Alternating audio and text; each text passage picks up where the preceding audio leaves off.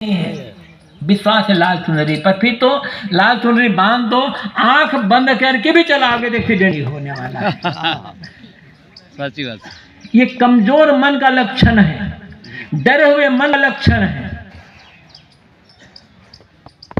और ये आपको अंदर से कितना खोखला कर दे रहा। कैसे कैसे अंधविश्वास है, कैसे कैसे अंधविश्वास, हद है। अनेक लोग बड़े बड़े डॉक्टर, इंजीनियर, वकील, जज, प्रोफेसर यहाँ काला धागे धाला बांधे हैं, ताबीज पहने हैं और क्या क्या पहने हैं पता नहीं, हर बात में। आज से करीब 30-35 साल पहले की बात है। छत्तीसगढ़ में एक जिला है,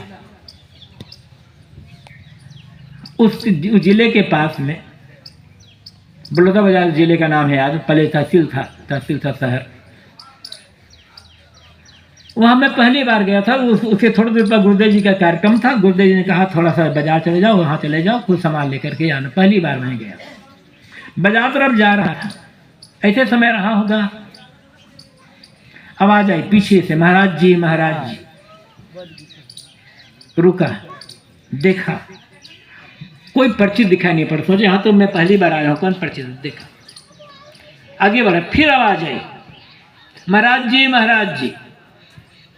फिर रुका तो देखा सड़क के किनारे पटरी पर एक ज्योतिषी बैठे हुए थे, पुस्तकें रखकर, कुछ ताबीज, कुछ अंगूठी, कुछ नग रख कर बैठे हुए। और ज्योतिषी ने कहा महाराज जी मैं बुला रहा हूँ। उस समय मुश्किल से मेरी उम्र 30-35 साल के भीतर रही हो। मैं गया और ज्योतिषी 60-65 साल का रहे, चादर बिछा दी, बैठे। पूछा कहाँ से आए हो। फिर पूछे कि क्या क्या मानते हैं आप लोग। बताया जैसे मेरी बुद्धि थी, कबीर साहब के विचार। फिर ज्योतिषी ने कहा महाराज जी हमारा कल्याण कैसे होगा, आप इधर बता दें। मैं कहा सब कल्याण के लिए तो आप बैठे हो यहाँ पर, इतनी पोथी और ये सब लेकर के। तुम ज्योतिषी ने बड़ी साफ बात कही, एकदम खुले दिल से बात की। देखिए महाराज, अब 60 से ज़्यादा 65 साल लगभग मेरी उम्र हो रही है। घर में इतनी जमीन नहीं है कि खेती कर सकूं, अनाज पैदा कर सकूं, अपना और पत्नी बाल बच्चे का भरण पोषण कर सकूं। इतनी पूंजी भी नहीं है कि एक छोटे मोटे की दुकान कर लूं, थोड़ी आमदनी हो उससे अपना निर्वाह कर सकूं। इस उम्र में नौकरी मिलेगी नहीं महाराज, और अभी कोई मेहनत मजदूरी का भी काम नहीं कर सकता।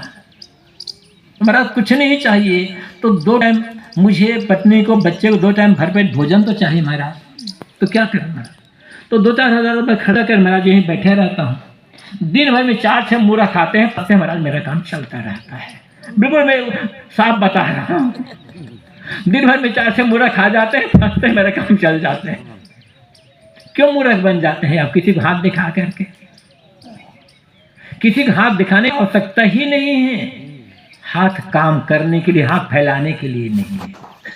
हाँ परमार्थ के लिए हो, लोगों की भलाई के लिए हो, समाज सेवा के लिए आप किसी से मांगना पड़े तो मांगो, हाथ फैला लो, लेकिन अपने लिए हाथ मत फैलाओ। और हाथ तो दिखाओ ही मत। क्या जरूरत है हाथ दिखाने। कोई ज्योतिषी आपको नहीं बता सकता है कि आपके आने वाला कौन है, क्या होगा। उसी ज्योतिषी के घर में देख लो कितने दुख पड़ा होगा। एक बड़े ज्योतिषी ने अपनी बेटी, जब उसकी बेटी का जन्म हुआ तो अपनी बेटी की जन्म कुंडली खुद बनाई। बड़े प्रसिद्ध ज्योतिषी खुद अपनी बेटी की जन्म कुंडली बनाई। अब बड़े अच्छे ढंग से पालन पोषण किया, खूब लिखाया पढ़ा। बहुत पुरानी घटना है, 70-75 साल पुरानी घटना होगी। अगर बेटी शादी योग्य हुई तो अपनी बेटी जन्म कुंडली लेकर के लड़का खोजने के लिए निकला। एक से एक बढ़िया लड़का मिला, योग्य घर, योग्य लड़का। लेकिन लड़के की जन्म कुंडली और लड़की की जन्म कुंडली नहीं मिलती थी, तो तोड़ते गए। ऐसा करते करते लड़की की उम्र लगभग 27 साल के आसपास हो गए। आज 27 साल कोई बड़ी बात नहीं, लेकिन 70 साल पहले 27 साल होना लड़की को बड़ी बात थी।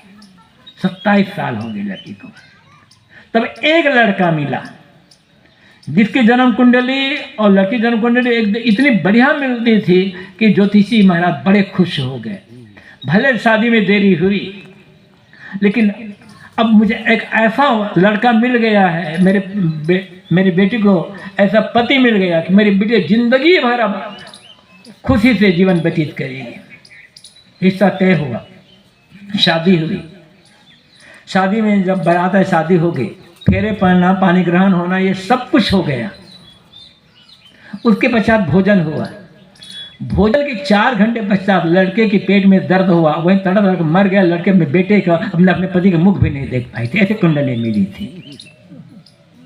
फिर भी आज भी लोग कुंडली बना रहे हैं, और भी कंप्यूटर से कुंडली बना रहे हैं, और हद हो गया। इसी गुजरात की बात है, एक सज्जन ने एक कंप्यूटर सेंटर खोला। अच्छी बात है, कोई बात नहीं, कंप्यूटर सेंटर खोलना गलत बात नहीं है। मुझे बुलाए थे, मैं भी गया। तो उसमें क्या हुआ, सबसे पहला कार्यक्रम का था गणेश पूजा में। कहा गणेश जी कंप्यूटर का ज्ञान था क्या? उनके जमाने में कंप्यूटर था। गणेश और कंप्यूटर से मतलब ही क्या है? लेकिन दिमाग का लकवा मार गया है ना। जी जी।